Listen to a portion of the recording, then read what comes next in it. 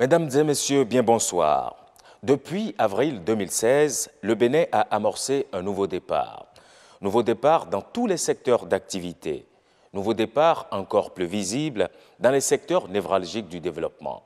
Au nombre de ceux-ci figurent en bonne place la culture et le tourisme. Deux filières, deux entités que le gouvernement, dans son programme d'action, entend valoriser pour en faire des pourvoyeuses de devises, pour en faire des pourvoyeuses d'emplois. Notre émission reçoit aujourd'hui le ministre du Tourisme et de la Culture, M. Anjonkwe. Bonsoir. Bonsoir, monsieur le journaliste. Merci de vous prêter à l'exercice. Merci. Alors, dans les 90 prochaines minutes, avec vous, monsieur le ministre, nous allons parler des arts, nous allons parler de la culture béninoise et du tourisme. Et pour conduire cet entretien, je suis avec Fortune Roulefa de TVC, la télévision Carrefour. Fortune, bonsoir. Bonsoir Serge, bonsoir monsieur le ministre. Bonsoir, monsieur le journaliste. Et puis Christian Adanledjan de Canal 3 Bénin. Bonsoir Christian. Bonsoir Serge. Monsieur le ministre, bonsoir. Bonsoir, monsieur le journaliste. Alors, ça fait un peu plus d'un an que vous êtes appelé à servir la République. Ministre de la Culture, vous exercez cette fonction depuis plus d'un an. Anjonkwe, vous êtes dans une maison qu'on a vue très agitée pendant plusieurs semaines. Ce ne sont ni vos collaborateurs directs, ni les travailleurs du ministère de la Culture qui, entre griffes, vous ont fait voir de toutes les couleurs, mais plutôt les acteurs culturels. Alors dites-nous, vous êtes venu dans une maison, comment se portait cette maison jusqu'à ce jour? Merci, monsieur le journaliste. Le ministère du Tourisme et de la Culture est un ministère à part entière, mais un peu spécifique. Nous avons une gestion un peu particulière. C'est la gestion des culturels. Et cette gestion, depuis que je suis arrivé, j'ai introduit pas mal de réformes. Et ces réformes sont liées à tous les constats qui ont été faits. Ces réformes ont pour fondement, d'abord, le projet de société du candidat. Ces réformes ont aussi pour fondement les constats qui ont été faits et qui font état d'un nombre très croissant de demandes, surtout au niveau du Fonds d'aide à la culture, de demandes de subventions, alors que le montant alloué ne s'améliore pas. Nous avons aussi remarqué que dans tout ce qui a été fait comme enquête, comme vérification, comme inspection, il a été révélé que parfois c'est les mêmes personnes qui bénéficient de ces subventions 3 fois dans la même année, alors que la majorité reste en marge. Je donne un exemple très simple. Lorsque vous avez en 2013 1 milliard alloué au Fonds d'aide à la culture et qu'il y a 1270 demandes pour 12 milliards, seulement 710 millions ont été attribués à 394 personnes. Lorsque vous avez en 2015 3 milliards qui ont été donnés, il y a 1818 demandes pour 20 milliards 6. Et c'est seulement 906 qui ont été servis pour 2 milliards 5. Lorsque vous avez en 2016 plus de 4000 demandes pour près de 60 milliards, il n'y avait que 2 milliards 4. Alors quel père de famille peut-il servir à ses enfants de la nourriture et voir que c'est seulement les plus forts qui s'en servent au détriment des plus faibles et des plus nombreux? C'est pour cela qu'une réforme s'imposait au niveau du Fonds des arts et de la culture. Mais j'ai été un peu déçu parce que la réforme, lorsqu'on l'a constatée au niveau des inspections et des vérifications, il a été dit que le conseil d'administration s'impliquait un peu trop dans la gestion de la subvention de l'État en lieu et place de la direction générale. Dans toutes les études qui ont été menées à ce niveau, c'est ce qui est ressorti. Alors, nous avons demandé à ces acteurs culturels, dont mon ami qui est souvent à votre chaîne de télévision, qui parle beaucoup, on leur a demandé tout simplement de nous faire des propositions de réforme. Et ces acteurs ont fait des propositions dont voici la teneur. Ici, nous avons un rapport général de la commission ad hoc des acteurs culturels sur les réformes du FAC. Alors, lorsque vous lisez la partie qui concerne le conseil d'administration, qui est le plus incriminé dans cette gestion, il est dit ceci. Les acteurs culturels ont convenu de restaurer le conseil d'administration dans ses fonctions classiques d'instance d'orientation, de régulation et de contrôle de la gestion du directeur général, ce qui est normal. À ce titre, le conseil d'administration ne s'occupera plus directement et seul de l'attribution des subventions au projet. Ce qui veut dire que le conseil d'administration viendra se joindre à d'autres personnes pour encore attribuer les subventions aux demandeurs. Toutefois, ils écrivent, je lis, toutefois, les membres du conseil d'administration se joindront au comité des experts et au directeur général pour constituer le comité d'évaluation finale des dossiers éligibles. Ce qui veut dire qu'ils seront tout simplement juges et parties. Et on revient à la case départ qui avait été, n'est-ce pas, condamnée par tous les acteurs culturels. C'est au vu de tout cela que on s'est dit qu'il fallait prendre un peu de recul par rapport à leurs propositions et travailler presque pas exclusivement, travailler beaucoup plus avec des experts de chaque domaine. Parce que lorsqu'il s'agit d'éducation, il faut bien prendre les hommes qui ont été formés dans l'éducation. Il faut prendre des pédagogues. Mais monsieur le ministre, à vous entendre, c'est à croire que c'est seulement au niveau du Fonds d'aide à la culture qu'il y a eu assez de problèmes, assez de polémiques qui ont conduit donc à ces manifestations que nous avons connues de par le passé. Oui, je crois que c'est beaucoup plus au niveau du Fonds d'aide à la culture. Et quand je suis arrivé, en fait, même au niveau de ces manifestations, si on devait faire des manifestations, je devais être le premier à manifester contre moi. Parce que lorsque je suis arrivé à ce poste, la première chose que j'ai remarquée, c'était des IDM. IDM, c'est instruction du ministre. Une cagnotte de 450 millions qui est réservée au ministre. Et le ministre donne des instructions à qui il veut pour aller prendre, n'est-ce pas, de cette cagnotte et en faire ce qu'on veut. J'ai aussitôt mis une croix sur les IDM. J'ai dit, je n'en veux pas. Là, vous avez bousculé des intérêts. Ça n'existe plus aujourd'hui. Donc, j'ai bousculé mes propres intérêts. Il y a une autre cagnotte qu'on appelle le sponsoring, c'est 117 millions. J'ai dit, cette cagnotte, elle était destinée au directeur du Fonds d'aide à la culture. Et lui, il pouvait envoyer qui il veut pour s'en servir. J'ai dit, je mets une croix là-dessus.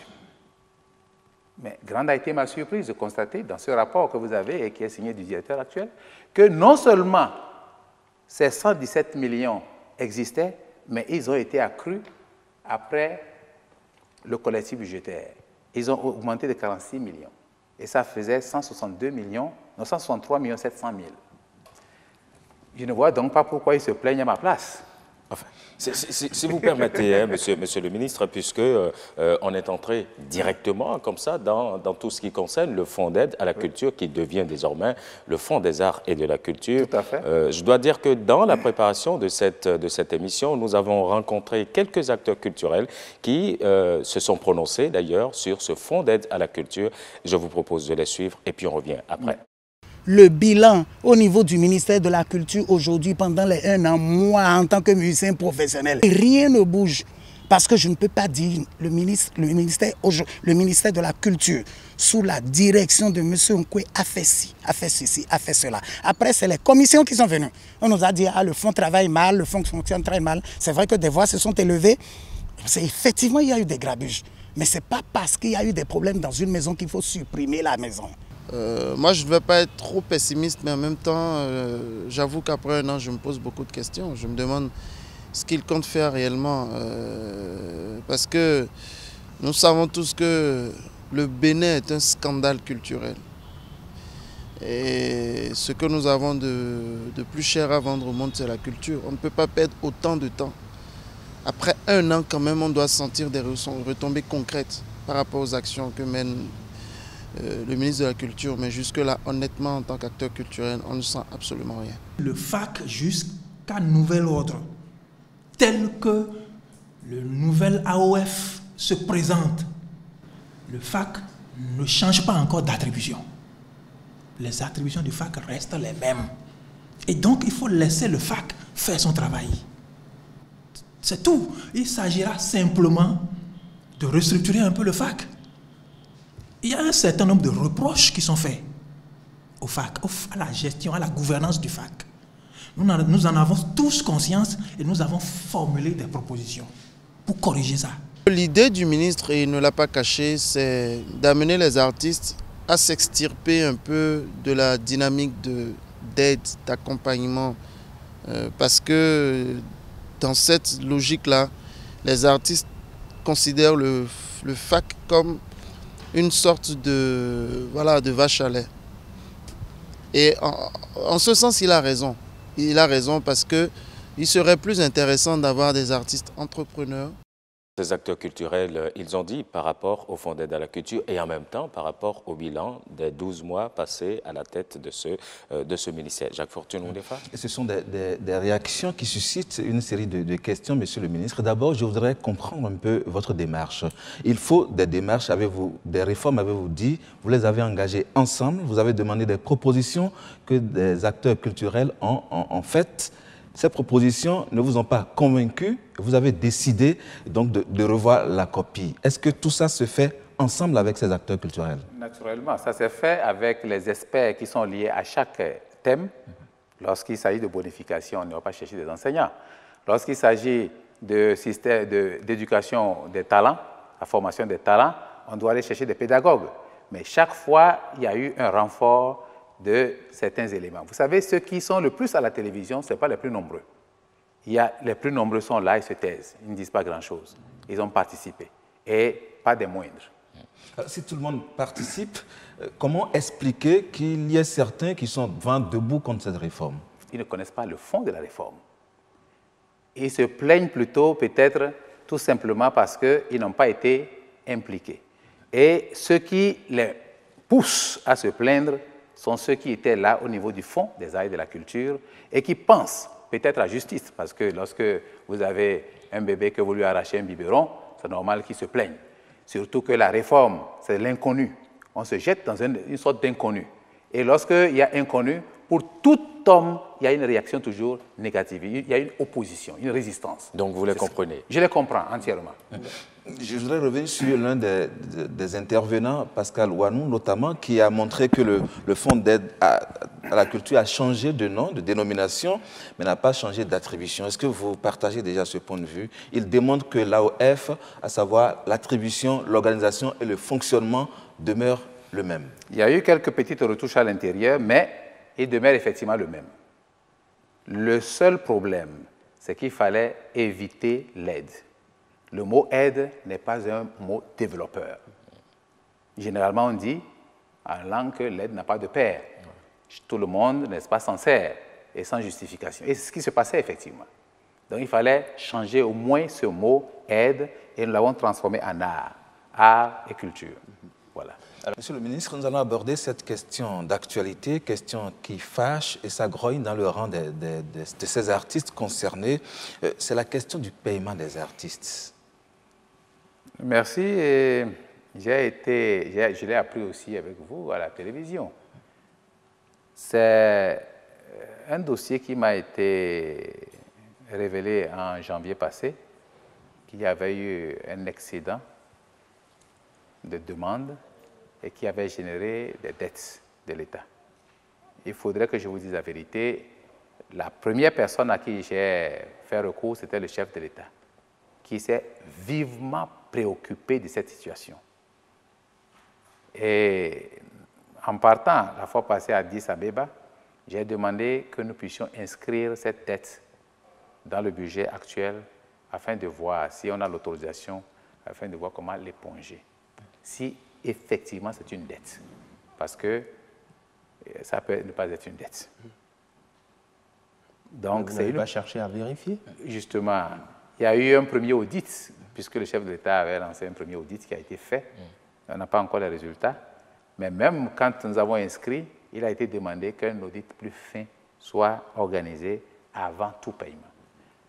Donc, c'est une préoccupation partagée par le gouvernement, c'est une préoccupation partagée par nous, et on espère que de pareils incidents ne vont plus se produire, parce que lorsqu'une loi sort, il faut qu'on puisse la respecter.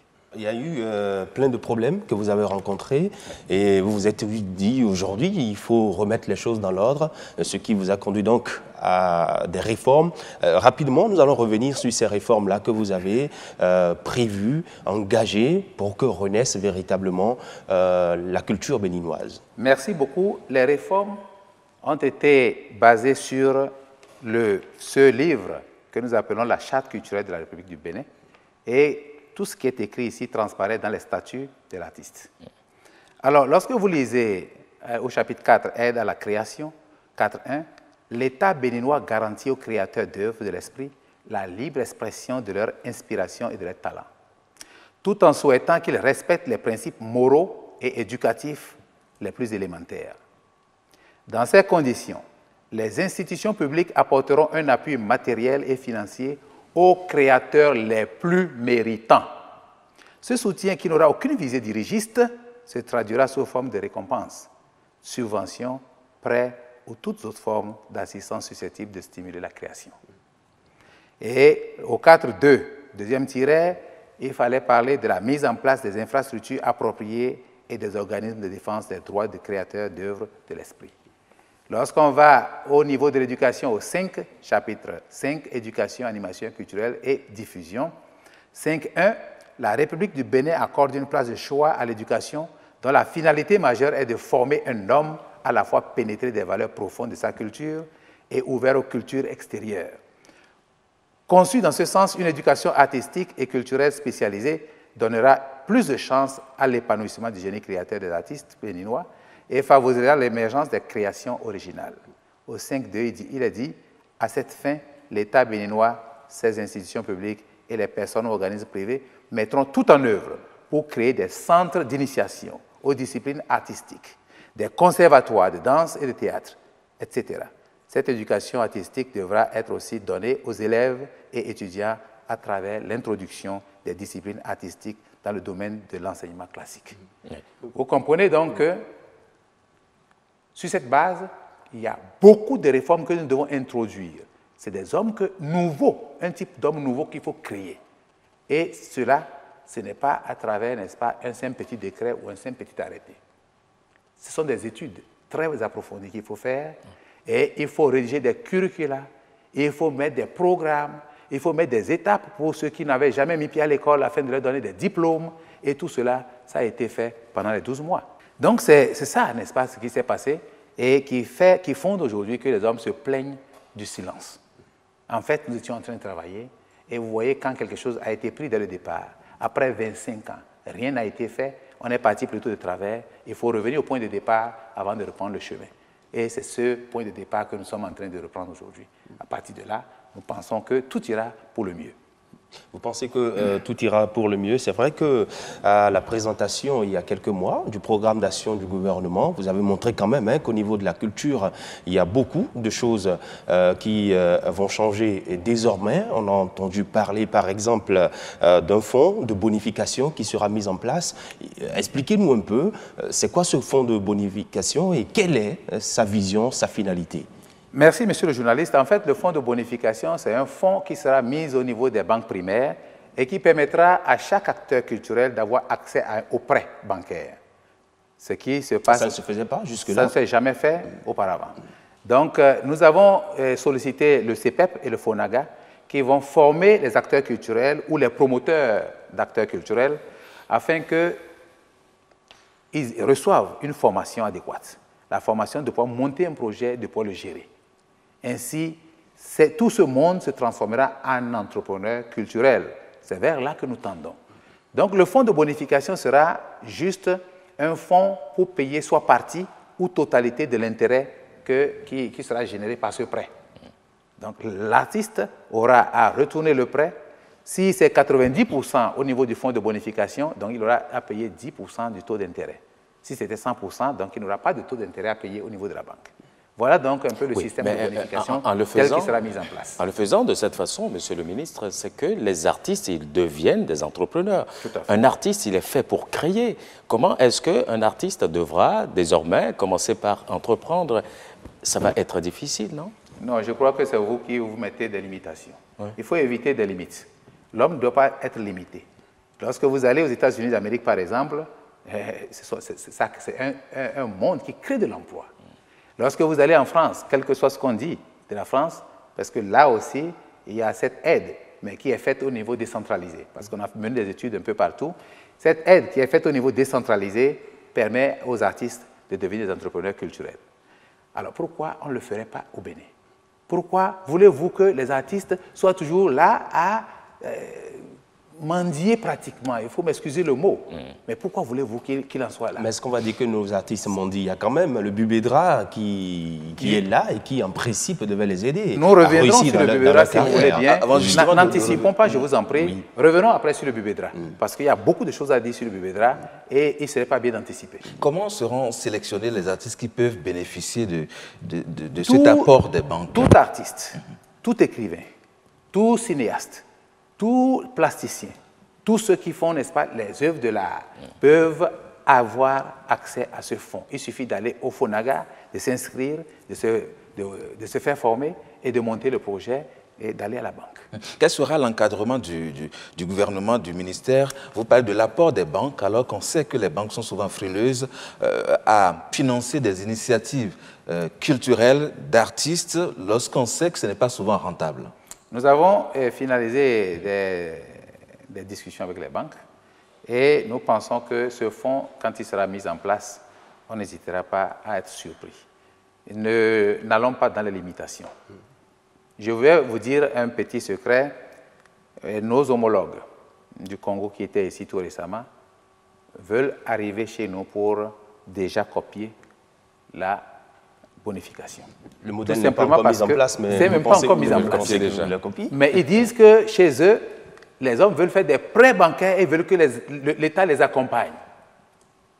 Et ils ne savent pas comment le faire. Donc, lorsque il y a des idées qui sont assez brillantes, qui sont mises en œuvre, ce qui fait notre problème, c'est nos limitations, la peur. Et quand on a peur, eh bien, c'est un blocage. Évitons la peur et avançons. Monsieur le ministre, comment assainir le cadre, disons, social et le cadre juridique? Il va se poser la question, comment seront remboursés ces frais? Mais, le problème qui est posé, c'est que ces artistes ont toujours fait leurs manifestations gratuitement. Il faudrait que les manifestations soient payantes. Que celui qui veut aller voir des manifestations qui puisse payer le prix. Et c'est comme ça que ça peut être rendu. Oui, cela s'est fait toujours, monsieur le ministre. Les spectacles des artistes sont la plupart du temps, quand ils prennent surtout le fonds d'aide, c'est souvent gratuit pour avoir beaucoup plus de monde. Lorsqu'on sait que ces artistes sont souvent victimes des actes de piraterie, comment est-ce qu'ils peuvent rentabiliser? C'est la question. Et lorsqu'on sait qu'il n'y a pas encore un cadre de statut d'artiste dans notre pays, il se pose beaucoup de questions auxquelles on voudrait bien avoir de réponses. Oui, merci, monsieur le journaliste. Je n'aurais pas souhaité qu'on éternise un peu sur ce dossier, puisque le Bubedra reviendra par la suite. Et c'est sur ces aspects. Justement, sur les aspects de la piraterie et des autres aspects négatifs. Non, mais puisque nous y sommes, allons-y. Avec le Bubedra? Oui, embrayons en même temps là-dessus. Monsieur le ministre, on reviendra sur les autres questions qui vous intéressent. Donc, pour revenir sur le Bubedra, en fait, le bureau des droits d'auteur au Bénin, nous avons constaté tout simplement que c'est un bureau qui n'est pas très fréquenté par les artistes. Et ce bureau est là pour collecter les redevances. Je ne sais pas si vous le savez, au niveau des chaînes de télévision, vous utilisez beaucoup les œuvres d'art, les œuvres de l'esprit. Au niveau de toutes les chaînes, au niveau des radios, au niveau des buvettes, au niveau des bars. Alors c'est souvent révoltant de voir que les hommes se servent justement de ce fruit qui provient de la sueur d'un artiste, mais qu'on n'en paie pas le prix. Et on les clochardise. On les voit, n'est-ce pas, traîner pendant qu'ils ont fait du travail et qu'ils méritent d'être mieux vus. Alors, imaginez un artiste qui a fait, par exemple, un clip qui fait tabac, comme on le dit. Et ce clip se joue dans une buvette. Vous voyez des hommes bien gros, bien ventrus, qui se tapent, n'est-ce pas, des dizaines de bières et qui mangent et qui se lèvent pour remuer, n'est-ce pas, au son de cette œuvre. Et cet artiste, il passe devant. Il n'a pas un copec en poche. Il est peut-être malade, il ne peut même pas trouver une Nivaquine. Qu'est-ce que ça peut vous faire? Ça fait mal. C'est pour cela que, contrairement à ce qui se passe dans la sous-région, c'est ici qu'on remarque que les hommes ne payent pas leurs redevances. En Côte d'Ivoire, la RTI, la chaîne de télévision ivoirienne, elle paie minimum 300 millions par an au Burida. Et lorsque le Burida a voulu mettre en place un système pour contrôler, n'est-ce pas, les différentes chansons mises en place et autres, Ils ont demandé pardon parce qu'ils savent que si on mettait ce système, on va payer peut-être des milliards. Ce qui veut dire que les œuvres sont consommées gratuitement par tout le monde, et par vous et par moi. Et c'est ce qu'il faut remettre. C'est donc une injustice que vous avez constatée et qu'il faut corriger. Flagrante. Alors, mais les patrons des organes de presse, vous permettez, ont quand même réagi face à cette question qui est une vieille question. Ils ont pu démontrer que la fiscalité les étouffe, qu'ils n'ont pas suffisamment d'apport du gouvernement. Ça fait leur première remarque. La deuxième remarque, c'est que ces artistes passent à longueur de journée sur ces chaînes et passent gratuitement. Donc, cela pourrait déjà constituer une sorte de compensation. Je crois qu'il ne faut pas que vous puissiez profiter de l'ignorance de certains pour, n'est-ce pas, les appauvrir davantage. Nous avons ici les accords portant révision de l'accord de Bangui qui, de façon très formelle, demandent que tous ceux qui emploient les œuvres d'esprit, les œuvres d'art, puissent payer le prix. Et si vous êtes incapable de payer le prix, n'utilisez pas les œuvres d'art. C'est très simple. Ouais. Et d'ailleurs, le séminaire qui va se tenir du 16 au 18 du mois prochain sur les œuvres d'art au Bénin ici, verra la participation de l'OMP de Genève, ils viendront, ceux d'Abidjan viendront, et c'est possible même que nos amis du Congo arrivent pour que nous puissions nous asseoir pour redéfinir les règles du jeu. D'accord. Ma question, monsieur le ministre... Et je vous en prie, je voudrais revenir pour dire, en fait, si certaines chaînes ne paient pas, c'est de mauvaise foi. Parce que tout simplement, moi, je suis président du conseil d'administration d'une radio et ce n'est pas la meilleure. Elle n'est pas la meilleure parce qu'elle est l'une des dernières radios de ce Bénin. Elle est à près de 600 km d'ici, à Bukumbe.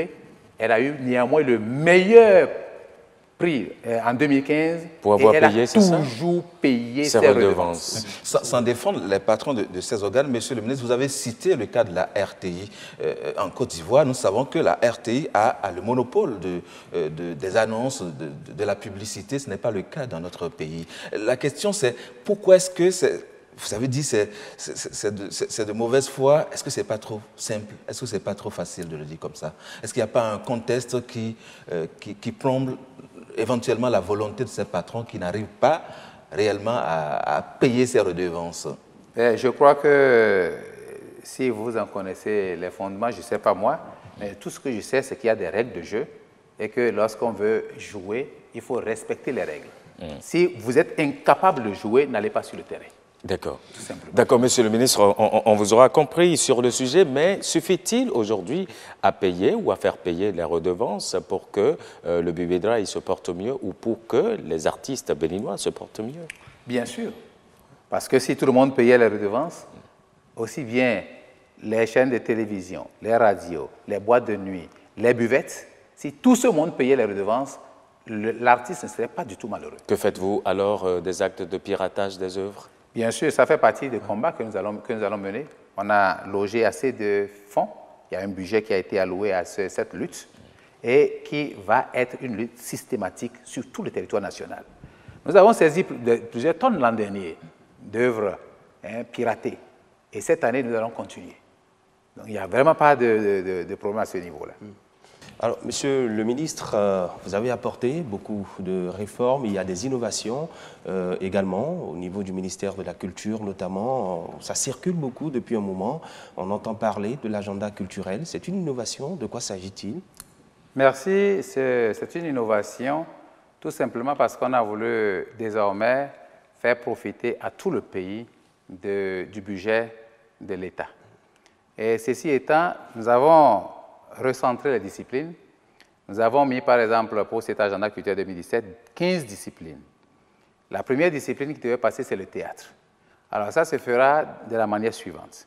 Chaque commune va préparer, pour celles qui en ont les moyens, une troupe théâtrale, une ou deux. Et ces troupes peuvent aller compétir au niveau départemental.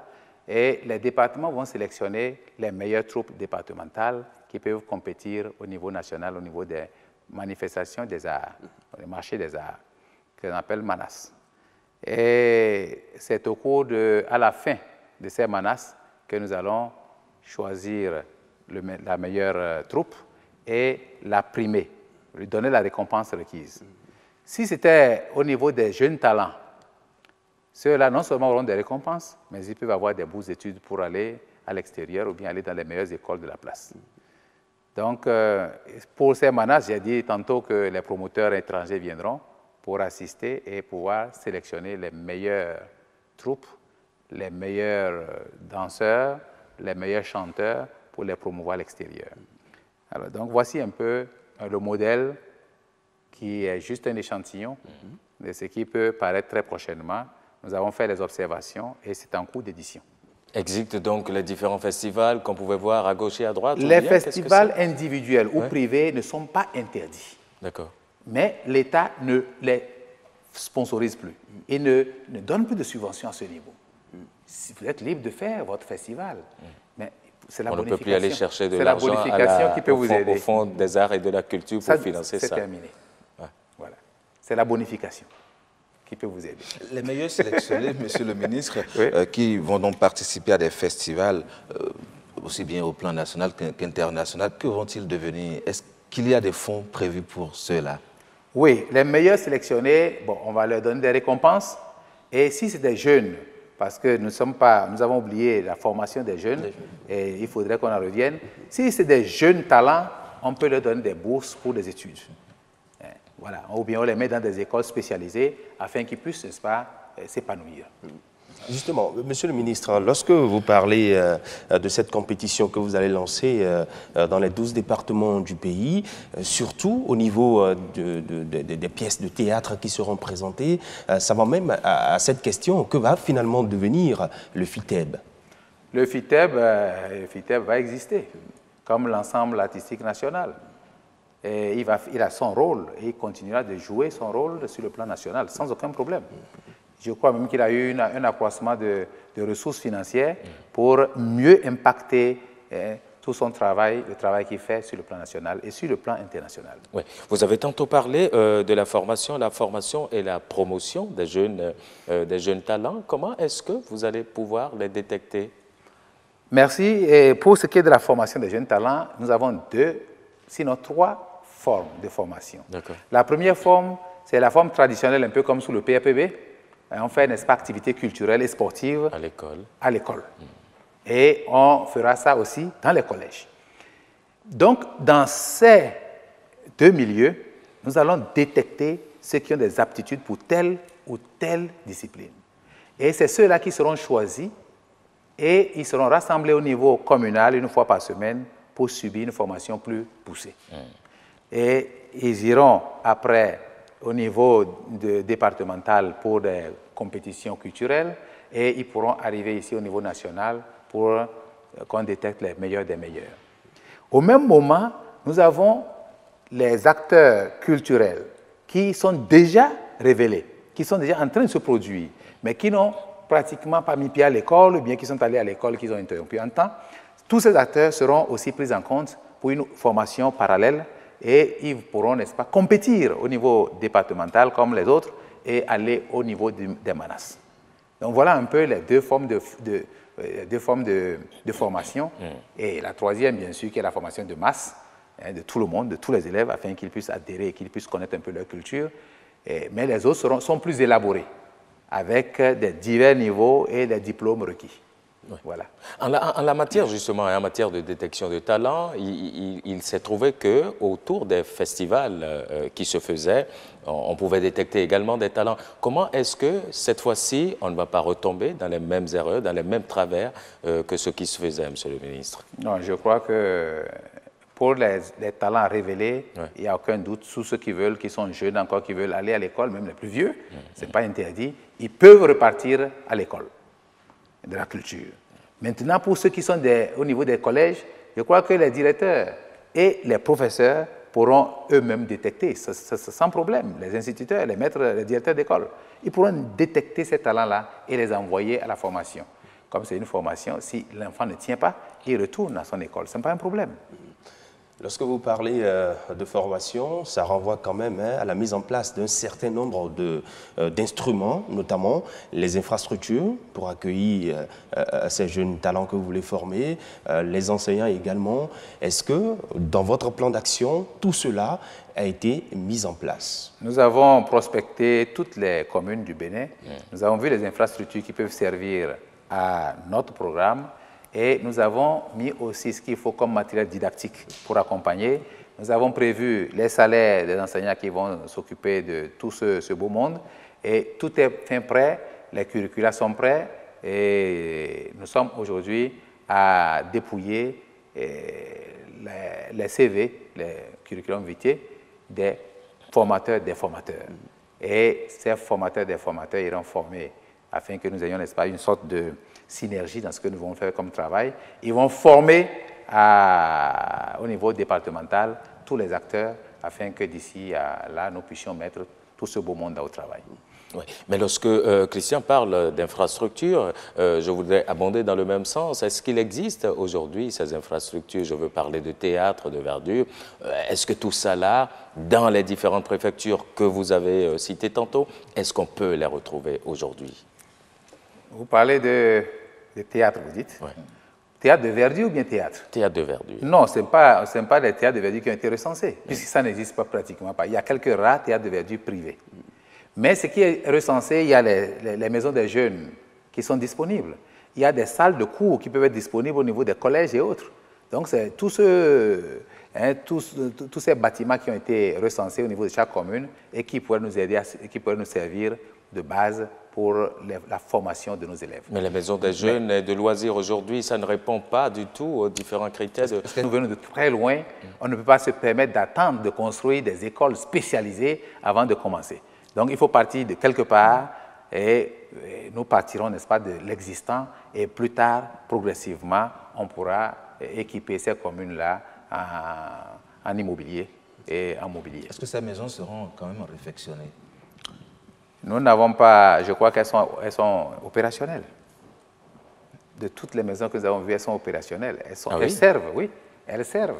Il y en a qui sont des nids de chauves-souris et puis ce n'est pas très agréable d'être là-bas. Ça sera arrangé avec le projet.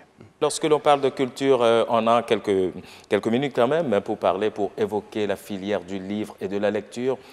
Comment est-ce que se porte aujourd'hui la filière du livre, Monsieur le ministre? Et qu'est-ce qui est fait? Quelles sont les réformes en la matière également de prévues? Avant d'arriver au livre, je crois que nous avons les théâtres de verdure. Vous avez fait tout à l'heure cas des théâtres de verdure. Et ces théâtres de verdure seront construits progressivement. Nous avons programmé cette année 4 à construire dans 4 départements. Et peut-être 4 pour l'année suivante et 4 pour l'année suivante. Vous pensez qu'en 2017, on pourra en construire? Et je crois et quand on finira avec les 12 au niveau des départements, nous pourrons aller vers les communes. Donc ceci, est terminé, monsieur un théâtre de verdure, c'est beaucoup plus pour permettre aux artistes de pouvoir s'entraîner, de pouvoir se chercher dans la journée et la nuit, de pouvoir se produire. Donc les théâtres de verdure seront équipés entièrement, et ce qui permettra aux artistes de ne pas avoir recours aux banques pour des prêts afin d'aller louer des instruments de musique ici ou là. Donc ils auront tout ce qu'il leur faut pour pouvoir se produire les soirs. Voilà donc ce que je peux dire à propos des théâtres de verdure et dire que dès que les départements seront pourvus de théâtres de verdure, nos hommes pourront s'organiser au niveau de chaque département pour pouvoir se produire là. Sur la question de la promotion du livre, on sait que la direction de la promotion artistique et culturelle est devenue direction des arts et du livre. C'est bien cela. Qu'est-ce qui va changer en termes de promotion du livre? Je crois que j'ai déjà parlé un peu des écrivains qui pouvaient aussi avoir droit aux bonifications, comme les imprimeurs et autres. C'est la première innovation. Vous savez qu'au niveau du ministère, le livre était le parent pauvre. Il était vraiment pauvre. Et il a été toujours négligé, oublié. Mais cette année, nous avons commencé avec la foire qui s'est tenue en France. Nous avons envoyé, n'est-ce pas, une bonne représentation en collaboration avec le ministre ivoirien de la Culture et de certains ministres de la sous-région. Nous avons loué des stands pour les pays de l'Afrique de l'Ouest. Donc, de plus en plus, on se concerte pour voir dans quelle mesure on peut promouvoir le livre. Et je crois qu'il n'y a pas tellement d'inquiétude. Le livre commence à revenir en bonne et due forme. Le seul problème, c'est que l'Africain, le Béninois, ne lit pas. Et qu'est-ce que vous allez faire pour emmener le Béninois au livre, s'intéresser au livre? C'est pour cela que nous sommes entrés étroitement en lien avec le système éducatif. Tous les 3 ordres d'enseignement ont des représentants pratiquement qui sont souvent avec le ministère de la Culture pour définir certaines choses, afin que nos enfants qui étaient déconnectés de la lecture, déconnectés des musées, déconnectés, n'est-ce pas, de tout ce qui peut leur servir à grandir de façon plus harmonieuse, que nous puissions leur permettre de revenir. Monsieur le ministre, qui parle de livre, parle donc de l'auteur, parle du lecteur et au milieu parle de l'édition, donc de la maison d'édition. Nous savons que dans notre pays, c'est encore un défi à relever en termes de maison d'édition de rang international. Est-ce qu'il y a des fonds prévus pour réellement aider ces personnes-là qui ont des maisons d'édition à pouvoir installer de grosses industries d'édition? Oui, nous pensons faire des appuis au niveau de certaines maisons, mais nous pensons beaucoup plus que ces maisons d'édition peuvent avoir accès au crédit bancaire. Nous paierons, n'est-ce pas, la bonification. C'est beaucoup plus facile. Aussi, le problème des bibliothèques. Est-ce qu'il en existe encore au Bénin, les bibliothèques? Est-ce que ces bibliothèques sont toujours pourvues de livres? Oui, nous avons des bibliothèques départementales, nous avons la Bibliothèque nationale. Et l'innovation, cette fois-ci, c'est de numériser la Bibliothèque nationale et permettre à tous les Béninois, où qu'ils soient, de pouvoir se connecter pour pouvoir, et avoir accès à cette bibliothèque. Parce que nous ne pouvons pas mettre des bibliothèques dans tous les villages. C'est très compliqué. Alors que si nous renforçons la capacité de la Bibliothèque nationale et que nous numérisons une bonne partie, de très loin, les hommes peuvent avoir accès à ces livres-là. Donc, c'est ce travail que nous allons faire à travers la numérisation de la Bibliothèque nationale. Donc, il faut s'attendre beaucoup plus à la dématérialisation du livre désormais. Tout à fait. En fait, c'est ce qui est de plus en plus en vogue actuellement. Espérons qu'avec votre collègue de l'économie numérique, il y ait une connexion beaucoup plus... Nous sommes très étroitement liés dans ce cadre-là. Nous allons mener le combat ensemble. Et ce n'est pas seulement au niveau de la Bibliothèque nationale. Nous avons proposé, et tout est en cours aujourd'hui, nous avons remarqué que toutes les archives qui ont été faites depuis le temps précolonial, le temps colonial, et qui se trouvent en Europe, lorsque vous voulez faire des recherches, il faut nécessairement payer un billet d'avion pour aller là-bas, et parfois ces archives sont déclassées. Donc nous sommes en train de faire une collecte de données à ce niveau pour que toutes les archives relevant du Bénin soient mises dans un ou 2 volumes, et à partir de là, nous allons les numériser pour qu'on puisse les mettre sur un site ici au Bénin et n'importe qui puisse avoir accès à toutes ces données-là. Monsieur le ministre, on va aborder maintenant la deuxième partie, celle qui concerne la promotion du tourisme. Mais avant, une question quand même à propos du Théâtre national. On se rappelle, l'ancien président de la République a posé la première pierre du Théâtre national. Ça, c'est derrière les tours administratives. Aujourd'hui, ce projet est-il toujours d'actualité pour qu'on termine sur ce sujet? Oui, on ne pourra pas terminer ce sujet parce qu'il y a encore d'autres problèmes qui n'ont pas été abordés.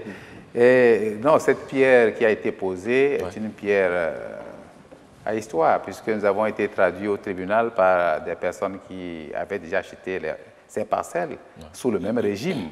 Et l'histoire est pendante au niveau du tribunal. Donc, ce qui veut dire que c'était peut-être, on avait tiré en l'air. C'était du pipeau. Bon, je ne voulais pas dire du pipeau. Mais donc, non, sinon le Théâtre national, nous avons pensé qu'il faudrait plutôt revaloriser tout ce qu'on avait existant. On ne peut pas avoir le CIC que le président Soglo a mis en place, avoir le palais des congrès, avoir la salle de Kounou du stade, au palais des sports. Et au palais des sports, et avoir, n'est-ce pas, le hall des arts qui sont en décrépitude et aller construire quelque chose de nouveau qu'on ne pourra peut-être pas gérer. Nous pensons qu'il faut commencer à remettre tout cela en place afin de permettre aux artistes d'avoir une plus large gamme de lieux et aussi une large gamme sur le plan financier. Oui, mais ce sont des espaces qui ne répondent pas aux normes en matière de, non, en matière de diffusion de spectacles. Je crois que les choses seront modifiées et réaménagées pour répondre aux normes. Il n'y a pas d'inquiétude. Et tout est en cours au niveau du ministère cadre de vie. Ça n'est pas piloté par le ministère du Tourisme, mais c'est le ministère cadre de vie. Mais vous allez permettre, pour revenir, n'est-ce pas, au cinéma. Parce que le cinéma aussi a été notre préoccupation. Ouais. Il y a eu des salles de cinéma qui étaient en cours de réflexion, à savoir Concorde, Bénin et puis Parakou, Borgou. Et actuellement, la tendance avec le gouvernement, c'est de mettre en affermage les salles de cinéma pour permettre à ceux qui veulent les exploiter, de les remettre entièrement en forme et de les transformer en salles polyvalentes. C'est-à-dire les artistes pourraient se produire là, et comme aussi le cinéma pourrait se faire là, et ainsi de suite. Vous pensez que ça va marcher? Ça marchera parce qu'il y a beaucoup de pression là-dessus. Ouais. Et donc, ils sont très pressés de reprendre ces salles. Nous avons aussi une salle qui va s'ouvrir très prochainement, je crois cette année. C'est la grande salle qui sera gérée par le groupe Bolloré et qui se trouve, je crois, à Cotonou, pas loin de... Oui. À Cotonou 6, oui. L'ancienne salle de peuple de Cotonou 6, et ce qui sera transformé en salle de cinéma. Ceci étant, nous avons aussi des inscriptions au patrimoine mondial de l'UNESCO qui sont en cours. Nous avons réveillé des vieux dossiers comme la route de l'esclave et ce dossier avait été déjà présenté au patrimoine mondial de l'UNESCO, rejeté, et nous sommes en train de le reprendre. Nous avons l'extension de Kutamaku, ce qu'on appelle le Tata Somba, qui est déjà inscrit au patrimoine mondial de l'UNESCO du côté Togo. Il faudrait qu'on fasse une extension ici, comme nous voulons faire des Tata Premium au niveau du projet phare. Ensuite, nous avons la Gani, qui est un patrimoine immatériel et qui est déjà financé par l'UNESCO. Nous attendons qu'il débloque les fonds pour que ce soit réalisé. Et nous avons aussi le parc de la Pandjari, qui passe cette année même au niveau du patrimoine mondial de l'UNESCO. Donc, il y a pas mal de choses qui se font à ce niveau-là. Oui, vous avez évoqué déjà le parc de la Pandjari, ça nous permet d'embrayer et puis de parler maintenant de tourisme. La toute première réforme en la matière a déjà été contenue dans le nom même du ministère que vous dirigez et ça fait jaser, je peux le dire, beaucoup d'acteurs culturels qui n'ont pas compris pourquoi on a pu mettre tourisme avant culture. Oui, je crois que ceci a été expliqué en temps opportun. Et on a voulu mettre toutes nos valeurs culturelles, parce que c'est ce que nous avons aujourd'hui. On n'a pas grand-chose au niveau des ressources naturelles, au niveau des ressources du sous-sol. Et tout ce que nous avons aujourd'hui, c'est la diversité culturelle, la diversité de notre patrimoine culturel, qu'il faudrait développer, qu'il faudrait vendre. Et pour vendre tout cela, nous avons besoin de visiteurs au Bénin. Et c'est ces visiteurs-là qui pourront, n'est-ce pas, nous aider à développer ce pays à travers les dépenses qu'ils feront au Bénin. Alors pour ce faire, le tourisme, c'est le secteur dans lequel les visiteurs s'inscrivent, les touristes s'inscrivent. Et c'est pour cela qu'on a mis le tourisme comme point focal et la culture pour développer le tourisme. Donc je crois qu'il n'y a pas lieu de s'offusquer pour ça. Je crois qu'il faudrait que nous puissions tous nous accompagner. Pourtant, ça jase et certains estiment que vous êtes dépouillé de toutes vos attributions et que le ministère est devenu coquille vide. Tout est fait maintenant, serait par l'Agence nationale de promotion des patrimoines et du développement du tourisme. Que répondez-vous? Merci. Je crois que les projets qui sont gérés par l'agence sont des projets un peu trop surdimensionnés pour le ministère. Et vous voyez un peu les problèmes que nous éprouvons lorsqu'il s'agit de décaissement, lorsqu'il s'agit de recherche de ressources et tout ça.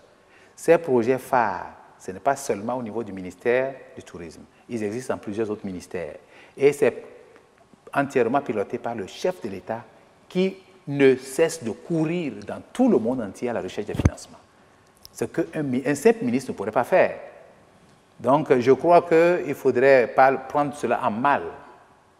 Ces agences viennent en appui au ministère qui reste l'institutionnel et qui travaille de connivence avec les agences.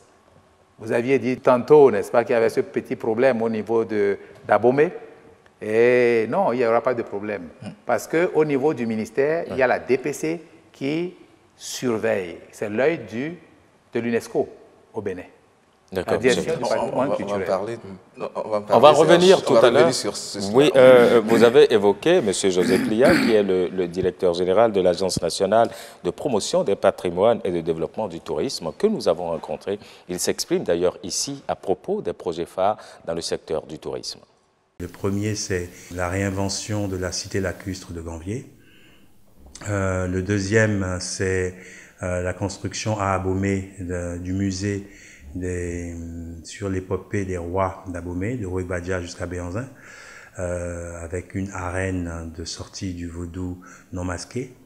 Le troisième, c'est la restauration des Tatasomba pour en faire des lieux de tourisme expérientiel.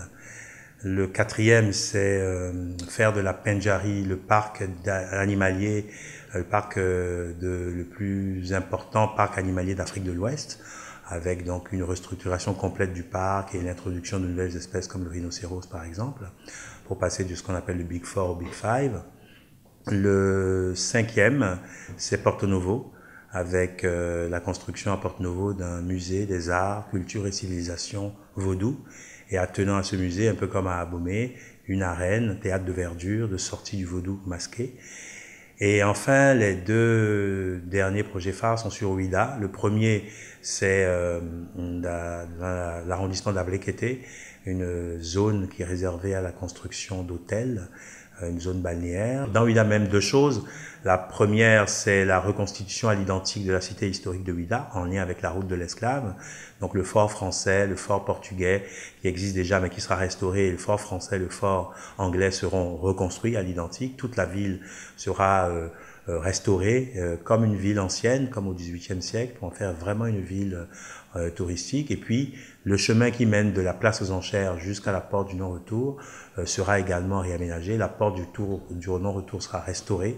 Et à côté, toujours dans l'arrondissement de Djegbadji, à côté de la porte du non-retour, le développement d'un centre touristique avec hôtel, restaurant et une marina où on pourra passer du bon temps. C'est visiblement de très beaux projets, Monsieur le ministre. Jacques Fortuné. Vous avez déjà commencé à aborder la question à polémique. On commence par là, avant d'aller dans les autres détails.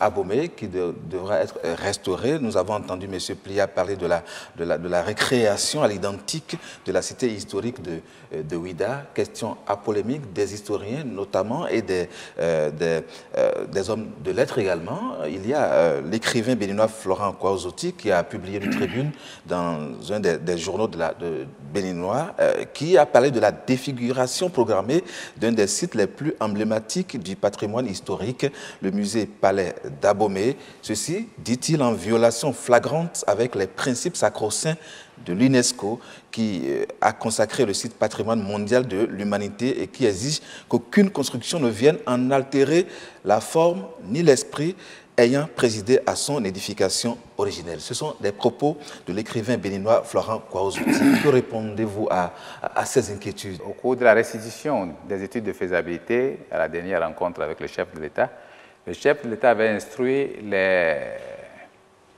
spécialistes de l'université, la DPC, la direction du patrimoine culturel, qui est l'œil de l'UNESCO au Bénin et qui rencontre à l'UNESCO sur l'évolution de ce site de façon régulière. Et ils ont demandé qu'il y ait une concertation afin d'éviter que ceci soit déclassé. Parce qu'on peut effectivement connaître un déclassement et là, ce serait l'effet inverse par rapport à ce que nous recherchons.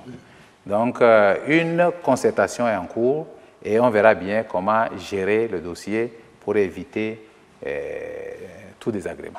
Pour aller un peu dans les détails, à quoi va ressembler ou vont ressembler désormais, si ce projet arrivait à terme, les musées d'histoire d'Abomey? Les musées d'histoire d'Abomey seront des musées modernes, un peu comme ceux que nous voyons en France, peut-être pas aussi modernes que ceux-là, mais ils seront assez modernes, mais très grands, parce que nous avons beaucoup d'objets à ranger dans ces musées. Nous avons remarqué tout simplement depuis quelques jours qu'il y a des objets qui circulent encore en dehors de ceux qui ont été emportés par le colon. Certains circulent encore dans les mains des privés. Et nous pensons très prochainement voir dans quelle mesure on peut les récupérer, peut-être contre récompense ou quelque chose. On le fera très prochainement pour ajouter à la collection déjà existante afin de faire de nos musées de véritables endroits où nos jeunes pourront s'instruire par rapport à tout ce que leurs parents fabriquaient, par rapport à tout ce que les parents faisaient de la culture. Alors, ce n'est pas seulement à Abomey qu'il y aura un musée d'une grande envergure, il y aura aussi Porto Novo. Il y aura aussi Porto Novo. Et nous sommes en train de tenter d'acquérir quelques pièces du FA, des pièces très originales qui n'existent nulle part et qui sont plus de 200. Et nous pensons pouvoir équiper le musée de Porto Novo avec ces pièces-là très prochainement. En dehors de ça, nous avons aussi un projet d'exploration sous-marine. Parce que nous avons repéré au large de nos côtes et même proche de nos côtes que certains navires, nous avons vu que certains navires ont coulé. Il y en a plus de 14 au total.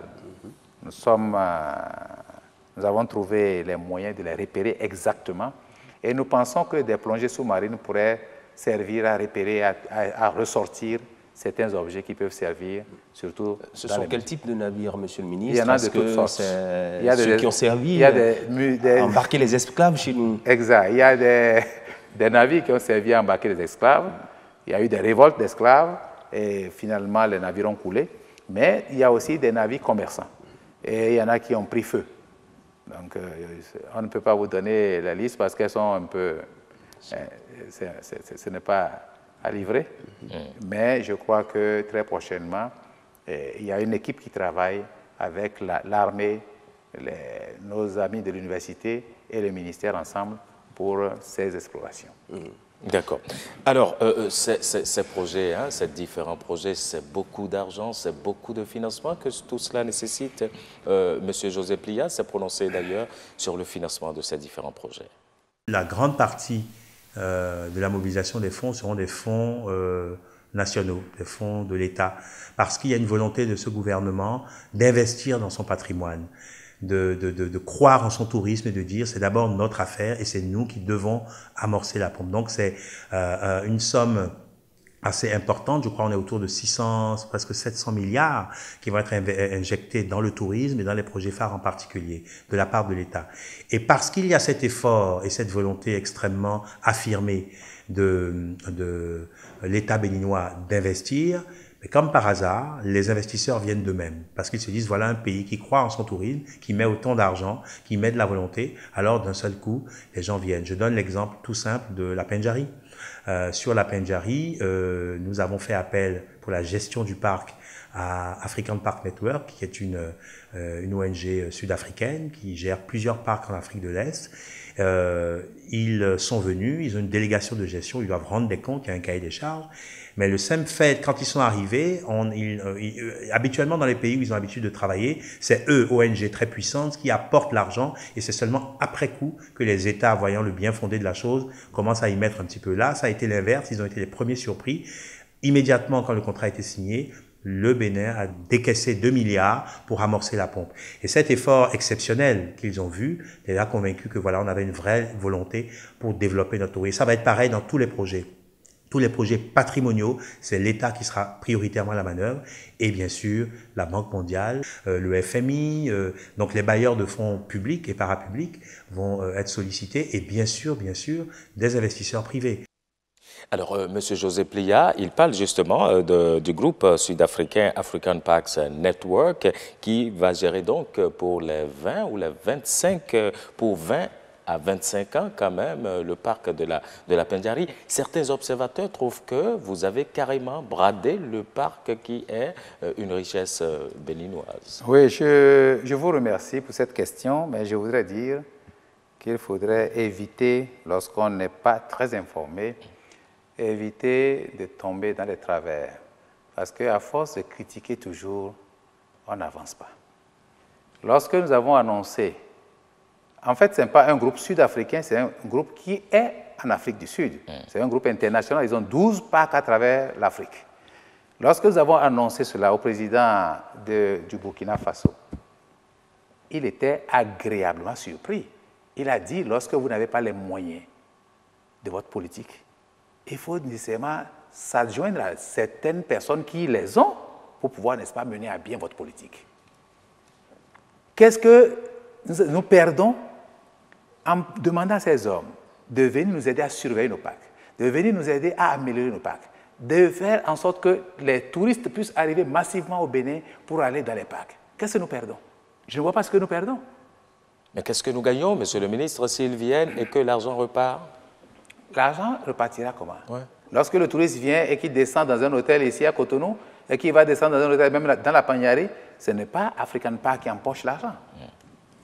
C'est peut-être le droit d'entrée au parc qui peut générer des ressources pour African Park.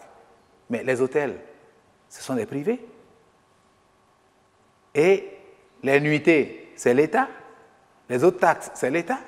La consommation de tout ce qui est culturel, c'est le privé. Donc, je crois nécessairement qu'il faut que nous puissions regarder et ne pas avancer trop vite des idées négatives qui viennent, n'est-ce pas, décourager certaines personnes de bonne volonté. On se suspecte trop, c'est pas bien.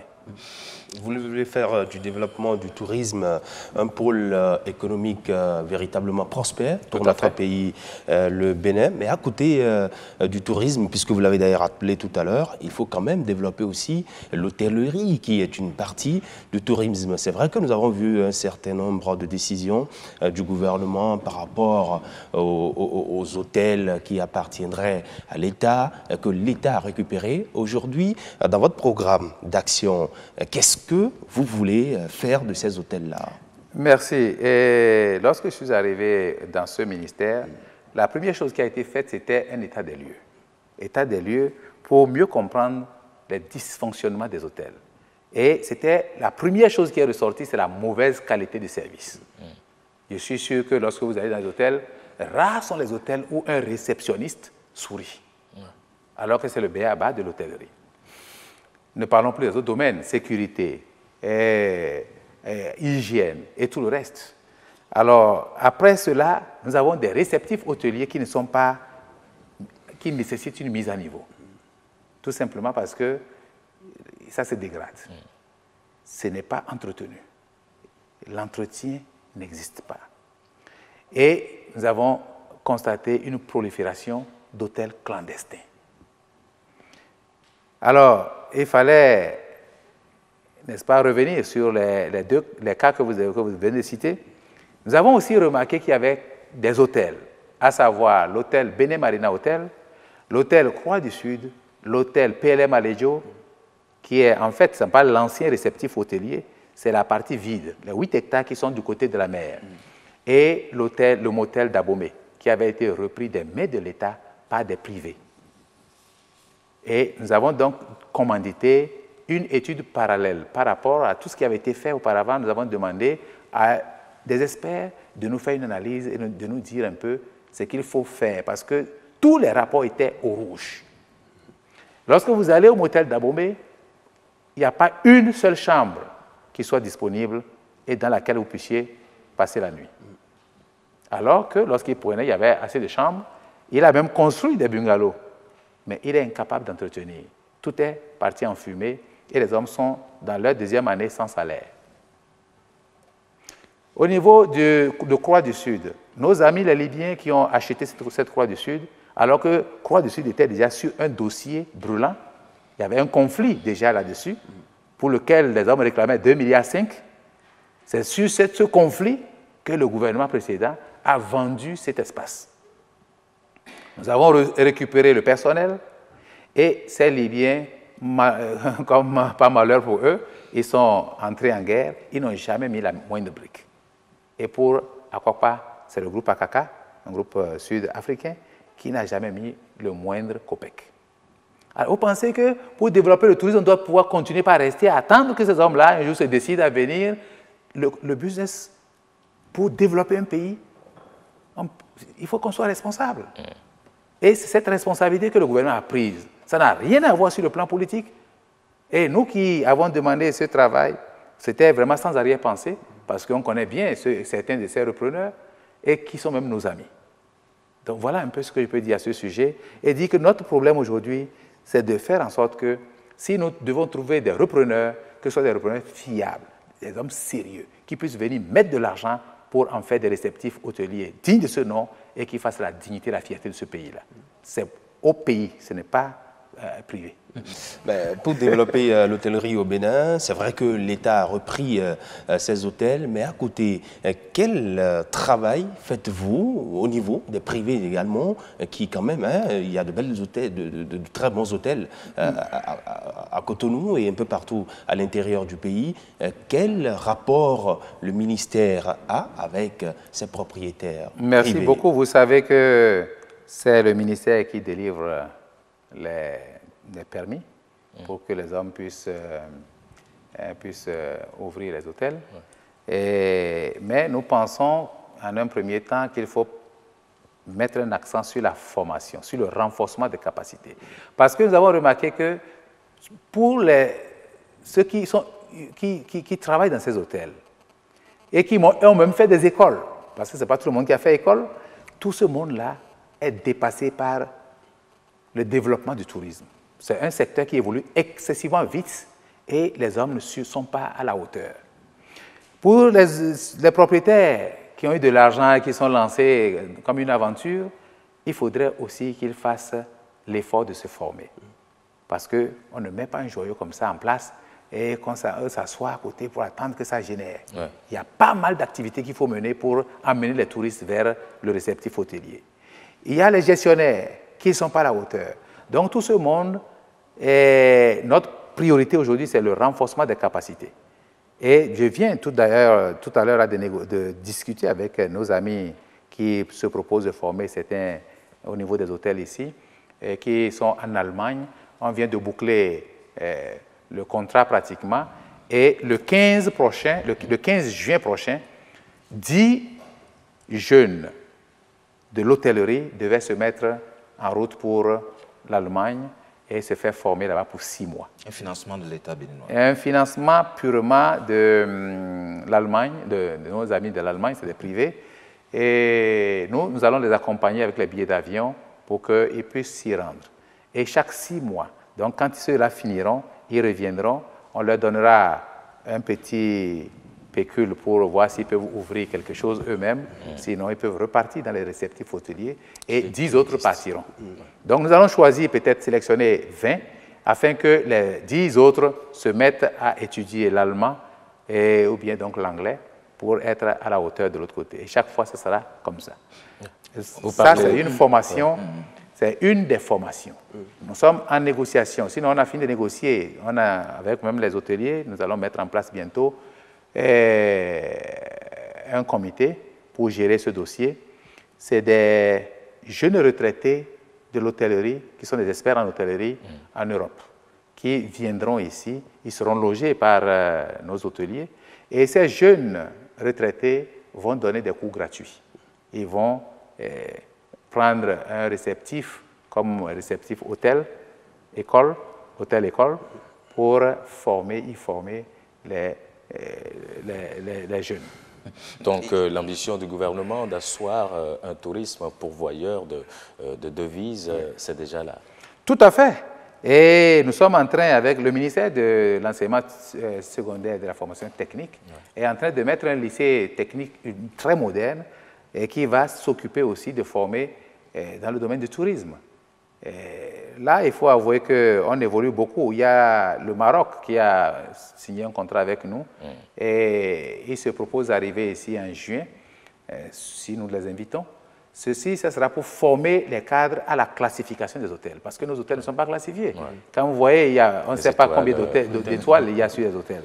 Et ils pourront aussi former des guides touristiques. Et dans le domaine de la formation des guides touristiques, nous sommes en partenariat avec un organisme chinois qui va former à partir du 11 juillet prochain à Tapoa, au Niger, 20 guides touristiques du parc du W.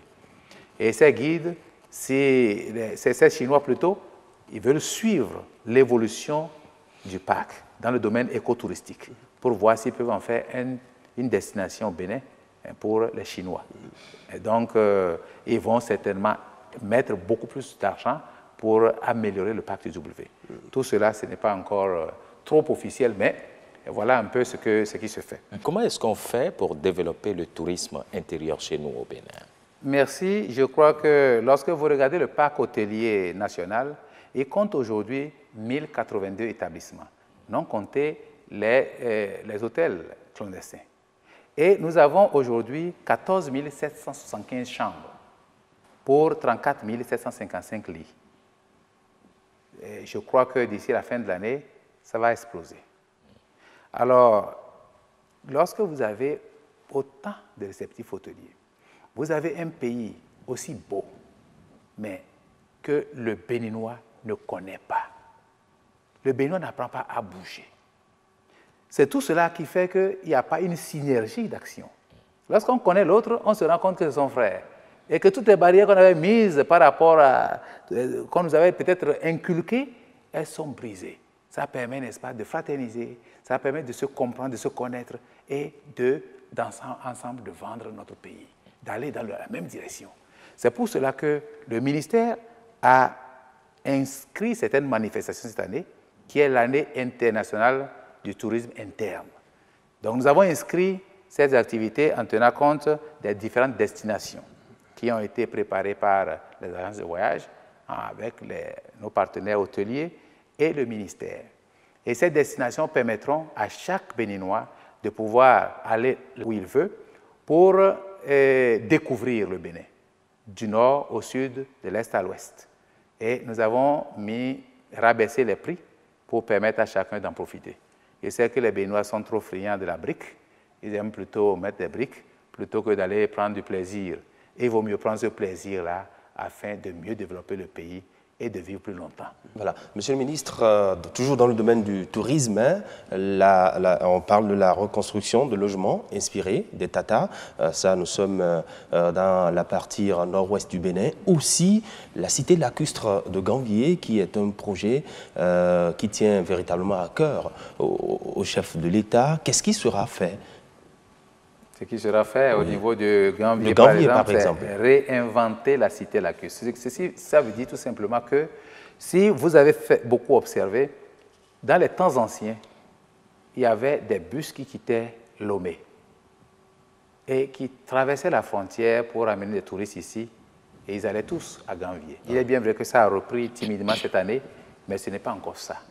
Et les touristes sont un peu déçus parce que Ganvié, à l'origine, était sur pilotis avec des chaumes. Ce n'était pas des toitures en tôle. Actuellement, il y a eu le ciment qui a remplacé tout. Il y a eu la tôle et tout est devenu très insalubre. Alors, le projet vise à penser d'abord à l'environnement. Il faut penser d'abord à l'environnement pour rendre l'environnement plus fréquentable. Et ensuite, penser à refaire les bâtiments tels qu'ils étaient à l'ancienne, tels qu'ils étaient auparavant. Ainsi, ça permettra que désormais, quand les gens viendront, qu'ils disent c'est un truc typiquement, ce sont des maisons typiquement béninoises. Et là, quand l'environnement sera entièrement assaini et tout, c'est sûr que des étrangers, parce que j'ai vu déjà des Chinois qui sont très intéressés par ce côté, ils ont trouvé la cité lacustre de Ganvié un peu exceptionnelle dans le monde, et les hommes trouvent qu'ils peuvent venir installer des hôtels dans les environs. Il y a des citoyens qui vivent déjà sur l'eau, sur pilotis, vous avez dit. Est-ce que le projet va consister à les déloger ou va-t-on les accompagner déjà à assainir l'environnement? On va les accompagner. Ils seront accompagnés et si vous voyez bien la maquette, je crois que vous comprendrez qu'on va juste leur reconstruire leur cadre de vie à l'ancienne et ils vont intégrer. Oui. Alors, on va achever, hein, mais avant de terminer, Monsieur le ministre, le temps, il va très vite. Parlons de cette actualité à propos des œuvres culturelles hein, du Bénin dispersées à travers le monde, particulièrement en France. Le Bénin veut récupérer ces objets royaux. Où en est-on aujourd'hui sur cette question? Merci. Et le Bénin a adressé au gouvernement français une requête faisant état de ses préoccupations de voir les objets emportés malheureusement par les soldats français après la guerre de 1892, de voir tous ces objets revenir au Bénin parce que leur lieu de détention et d'exposition sympa à la France. Voyez-vous, moi je me pose parfois une question. Qu'est-ce qu'un Français penserait s'il venait avoir je sais pas, la couronne de Louis XIV ou un autre monarque français détenu dans un musée africain? Eux-mêmes, Français, après la Seconde Guerre mondiale, ils sont allés rechercher les biens culturels en Allemagne. Et on a mis des lois pour sécuriser ces biens, mais on met des lois pour sécuriser les biens qui ne leur appartiennent pas aussi. C'est un peu aberrant. Nous sommes allés, effectivement, il y a des commissions techniques qui travaillent. Nous pensons relancer, puisque actuellement, vous savez, il y aura bientôt changement de régime, nous pensons relancer le combat, mais ne pensez pas que ce sera aussi simple. Exactement. Ce n'est pas une affaire de jour au lendemain où on ira revenir sur la tête chargée, n'est-ce pas, du trône du roi, je ne sais pas. Ce ne sera pas comme ça. Peut-être pas non plus, monsieur le ministre, une affaire d'échange de correspondance, puisque le ministère français des Affaires étrangères a répondu à la correspondance du Bénin et a, semble-t-il, donné une fin de non-recevoir, en réalité, à la demande du Bénin, pour citer simplement ce qu'a dit Jean-Marc Ayrault, ministre des Affaires étrangères français. Il dit que les biens que vous évoquez ont été intégrés de longue date au domaine public immobilier de l'État français. Ils sont soumis au principe d'inaliénabilité, d'imprescriptibilité et d'insaisissabilité. Voilà. Ce qui signifie, nous sommes partis, nous avons donc ratifié la convention de 1970. Cette convention entre en vigueur en 1997. Il n'y a pas de rétroactivité. Cette convention n'entre même pas en action en 1997. Elle entre en action l'an dernier, puisque c'est seulement l'an dernier qu'on l'a envoyé officiellement à l'UNESCO. Non, je crois qu'il faudrait éviter les limites et positiver. C'est ça qui nous manque le plus. Il faut avoir le courage et il faut positiver. C'est un combat que nous menons, un combat d'idées, un combat, n'est-ce pas, pour ramener ce qui nous appartient. Pourquoi mettons-nous les limites avant d'avoir combattu? Nous allons repartir, voir, n'est-ce pas, les prochains ministres de la culture et des choses, et même le président. Nous allons repartir au combat pour ramener ce qui appartient à nos parents. Je peux rassurer que pour le domaine réservé, dans le domaine des religieux, puisque les religieux aussi ont emporté une certaine partie. Bien sûr. Pendant qu'ils venaient avec la croix, ils emportaient des trucs. Mais nous avons vu les responsables qui se promettent d'arriver ici au Bénin pour qu'il y ait un débat. D'accord. Et que nous puissions voir dans quelle mesure certaines choses sont faisables. Ils sont très ouverts pour ce qui concerne les religieux, ils sont très ouverts. Vous savez, ils sont basés à Lyon. Ils sont très ouverts, ils viendront très prochainement ici. Et ils n'ont pas encore indiqué la date, mais au cours d'une tournée, ils passeront au Bénin pour qu'on se voit. Vous êtes optimiste, tout le monde partage cet optimisme parce que nous voulons aussi revoir tous ces objets royaux chez nous. Mais est-ce que le Bénin dispose des espaces susceptibles d'abriter de fort belles manières, comme au Quai Branly, où ça trône là-bas? Est-ce que nous disposons de tout ça chez nous? Moi, je crois qu'il faudrait éviter de tout le temps revenir sur les moyens. Je ne sais pas, celui qui a fabriqué un objet, serait-il incapable de le détenir? La belle preuve est que tous les objets que nous retrouvons aujourd'hui, dont j'ai parlé tout à l'heure, qui sont détenus par les privés, ça provient de la même date.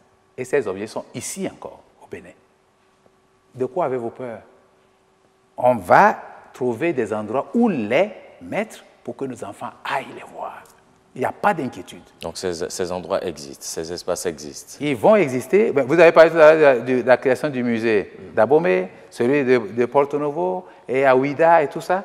Ce sont des grands espaces qu'on veut créer pour justement des faits de ce genre. Et nous cherchons des objets. Si vous en avez davantage, vous pouvez venir nous joindre. Vous êtes optimiste, comme le ministre des Affaires étrangères d'ailleurs, qui est optimiste quant à l'aboutissement de cette démarche, mais cela nécessite du travail, a-t-il dit, de la sérénité, de la confiance mutuelle. Quelles sont nos marges de manœuvre, concrètement, monsieur le ministre? Parler de marge de manœuvre, je crois qu'on ne peut pas venir tout exposer ici. Nous parlons un peu trop. Nous avons mis en place un système et nous allons l'exploiter en attendant et on verra bien ce que ça donnera. Peut-être en s'appuyant sur cette initiative du Conseil représentatif des associations noires et des activistes du web qui ont lancé des pétitions. De toutes les façons, nous avons des appuis. Nous avons des appuis au niveau de certains États déjà. Nous avons des appuis au niveau des privés et le CRAN nous appuie énormément. La belle preuve est qu'ils nous ont demandé tout récemment des pétitions. La signature de pétitions, c'est le ministère qui a fait tout cela pour le CRAN. Puisqu'on avait été rassuré à Paris, n'est-ce pas, que des députés français avaient signé cette pétition. Alors, il n'était quand même pas pensable qu'on nous demande de faire signer les nôtres et que nous refusions. Donc, c'est pour cela que nous sommes mis dans cette logique et les députés béninois ont signé et au moins 80 têtes couronnées, les rois et autres, ont signé. Voilà. D'accord. Alors voilà, Monsieur le ministre, nous arrivons au terme de cet entretien. Votre mot de fin? Merci, Monsieur le journaliste. Je remercie les uns et les autres pour cet entretien. Je remercie tous ceux qui, de chez eux, ont suivi. Et je voudrais dire qu'il y a un petit problème qui se pose au niveau des Béninois. Ce petit problème, c'est le manque de confiance en nous-mêmes, le manque de confiance en l'autre, la suspicion mutuelle.